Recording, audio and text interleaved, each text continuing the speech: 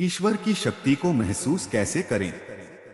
हम सबके जीवन में कभी न कभी ऐसा समय आता है जब हम अपने अंदर एक खालीपन, एक अजीब सी बेचैनी महसूस करते हैं।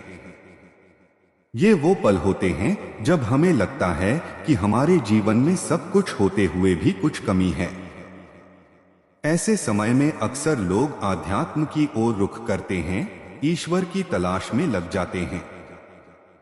लेकिन सवाल ये है कि क्या ईश्वर सिर्फ एक कल्पना है या हम वास्तव में उसकी शक्ति को महसूस कर सकते हैं? इस स्क्रिप्ट में हम विस्तार से समझेंगे कि ईश्वर की शक्ति को कैसे महसूस किया जा सकता है और हमारे जीवन में उसका क्या महत्व है। ईश्वर कोई मूर्ति नहीं है, कोई स्थान विशेष नहीं है, कोई नाम नहीं है। वह एक शक्ति है जो इस संपूर्ण ब्रह्मांड में व्याप्त है। यह शक्ति हमारे चारों ओर है, हमारे भीतर है, हर जीव में है, हर कण में है। लेकिन इसे महसूस करना इतना आसान नहीं होता क्योंकि हमारी इंद्रियां भौतिक चीजों तक ही सीमित रहती हैं। हमें वही दिखता है, सुनाई देता है जो हमारी आंखें, कान और बाकी इंद्रियां पकड़ पाती हैं। लेकिन ईश्वर की शक्ति इंद्रियों से परे होती है। इसे महसूस करने के लिए आत्मा की आंखें खोलनी पड़ती हैं। ईश्वर की शक्ति को महसूस करने के लिए सबसे पहला कदम है श्रद्धा। जब तक हमारे भीतर आस्था नहीं होगी, हम ईश्वर की उपस्थिति को समझ ही नहीं सकते। आस्था का मतलब ये नहीं कि आप हर समय मंदिर में जाएं या पूजा करें, बल्कि इसका मतलब है अपने दिल से स्वीकार करना कि कोई ऐसी शक्ति है जो इस संसार को चला रही है। जब आप अपने भीतर ये विश्वास पैदा कर लेते हैं तो आप एक नए आध्यात्मिक रास्ते पर चलना शुरू करते हैं। दूसरा महत्वपूर्ण पहलू है ध्यान और साधना। ध्यान यानी मेडिटेशन वह साधन है जिसके माध्यम से हम अपनी आत्मा से जुड़ सकते हैं। जब हम रोज कुछ समय शांत बैठकर अपने भीतर झांकते हैं, सांसों पर ध्यान केंद्रित करते हैं, तो धीरे धीरे हमारे मन की चंचलता कम होने लगती है। मन की चुप्पी में ही ईश्वर की आवाज सुनाई देती है। नियमित ध्यान से हम अपने भीतर की उस दिव्यता को महसूस करने लगते हैं जो ईश्वर की शक्ति का ही एक रूप होती है। प्रकृति से जुड़ाव भी एक तरीका है ईश्वर की शक्ति को महसूस करने का। जब आप सूरज की रोशनी में बैठते हैं, चांद की चांदनी को निहारते हैं, नदी की कलकल सुनते हैं या पेड़ की छांव में विश्राम करते हैं, तो आप उस सृष्टिकर्ता की कला को महसूस करते हैं जिसने यह सब रचा। जब आप पेड़ पौधों, जानवरों और पक्षियों में जीवन की लय देखते हैं तो ईश्वर की उपस्थिति हर जीव में स्पष्ट हो जाती है। इसके अलावा सेवा और करुणा भी ईश्वर को महसूस करने का एक मार्ग है। जब हम किसी भूखे को खाना देते हैं, किसी दुखी की सहायता करते हैं, किसी बच्चे को मुस्कान देते हैं, तब हम न केवल मानवता का धर्म निभा रहे होते हैं, बल्कि हम उस ईश्वर की शक्ति को भी अनुभव कर रहे होते हैं जो प्रेम और करुणा के रूप में हमारे भीतर कार्य करती है।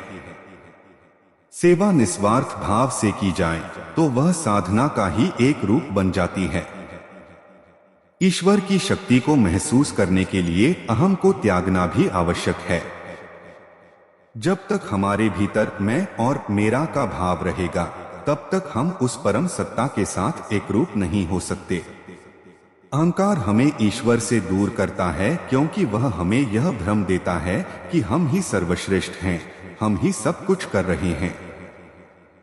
लेकिन जब हम यह समझ जाते हैं कि सब कुछ ईश्वर की इच्छा से हो रहा है, तब हम उसके साथ एक होने की ओर अग्रसर होते हैं। हमारे कर्म भी ईश्वर की शक्ति को महसूस कराने में सहायक होते हैं।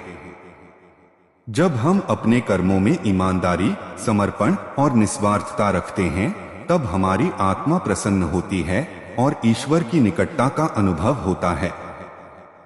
भगवद गीता में भी कहा गया है, कर्म करो, फल की चिंता मत करो। यही भावना हमें आध्यात्मिक उन्नति की ओर ले जाती है।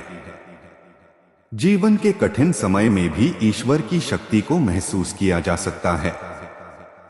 अक्सर देखा गया है कि जब इंसान किसी बड़े संकट में होता है, जब कोई रास्ता नहीं बचता, तब एक आंतरिक शक्ति उसे संभालती है। यही शक्ति ईश्वर की होती है, जो हमें टूटने नहीं देती, जो हमें आशा की एक किरण देती है। जब हम उस शक्ति पर भरोसा करते हैं तो चमत्कार घटित होते हैं। ईश्वर की शक्ति को महसूस करने का सबसे सरल तरीका है प्रेम।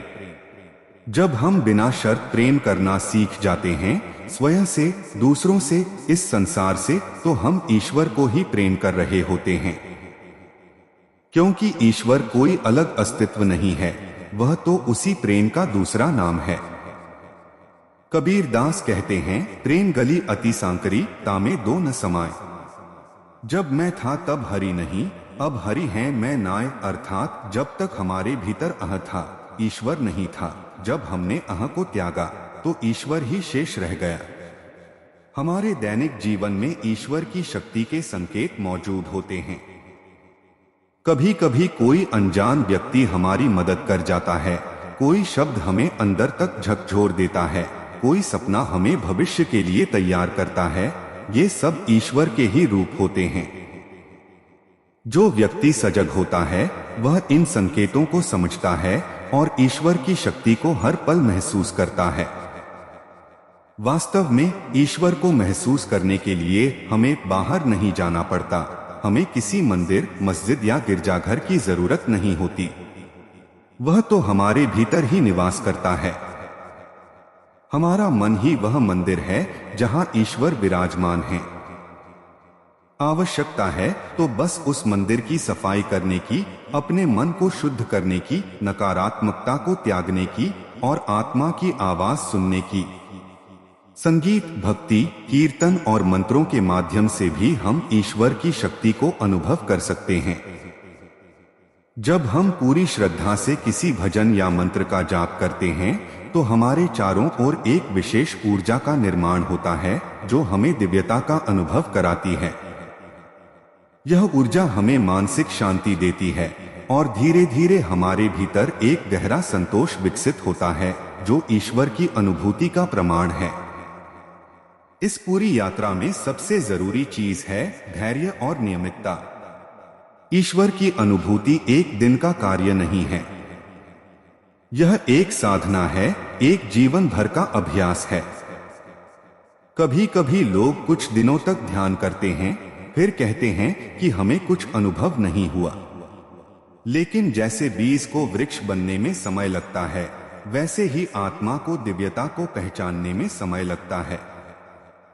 जरूरी है कि हम बिना रुके, बिना थके इस मार्ग पर चलते रहें।